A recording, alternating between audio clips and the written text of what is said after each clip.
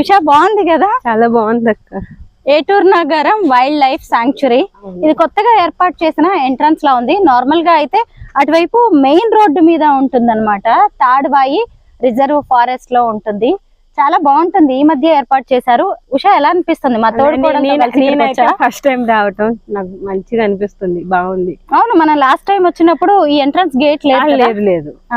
అంటే Tadvai reserve forest లో ఏ animals ఉంటాయి అని చెప్పడానికి ఇక్కడ చూసారా, ఎంట్రన్స్ గేట్ లోనే ఎంత చక్కగా ఏర్పాటు చేశారో.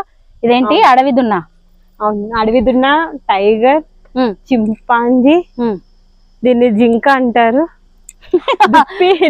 దుప్పి, జింక అన్ని ఒకే జాతికి చెందినవి. అక్కడ నెమలి ఉంది. ఇదిగోండి స్క్విరల్స్ ఉన్నాయి.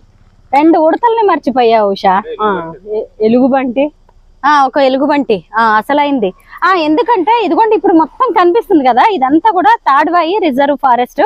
మేము ఎప్పుడు రెగ్యులర్ గా ఇదే రూట్ లో ట్రావెల్ చేస్తూ ఉంటాము. అయితే ఇక్కడ ఎంట్రన్స్ గేట్ లో లేని యానిమల్స్ ని మీరు ఇక్కడ చూడొచ్చు. ఎన్ని మంకీస్ తిరుగుతూ ఉన్నాయో, ఎక్కడ చూసినా కూడా మంకీస్. చూడు మహా, అందుకే ఎంట్రన్స్ గేట్ లో వాటిని ఏర్పాటు చేసినట్లు లేరు కదా ఉషా. ఏర్పాటు చేయాల్సిన అవసరం లేదు, అవే వెల్కమ్ చెప్తుంది. కరెక్ట్.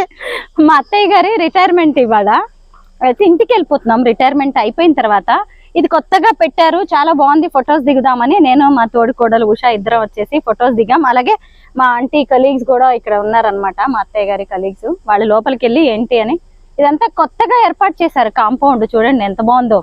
ఎప్పుడైనా కానీ మీకు ఒక 2 days టైం దొరికితే హైదరాబాద్ లో ఉన్న, వరంగల్ లో ఉన్న తాడ్వాయి రిజర్వ్ ఫారెస్ట్ కి చక్కగా మీరు ఒక టూర్ ప్లాన్ చేసుకోవచ్చు.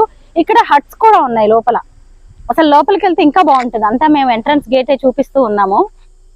మంకీస్ చూపించు మహా, మంకీస్ చూడు.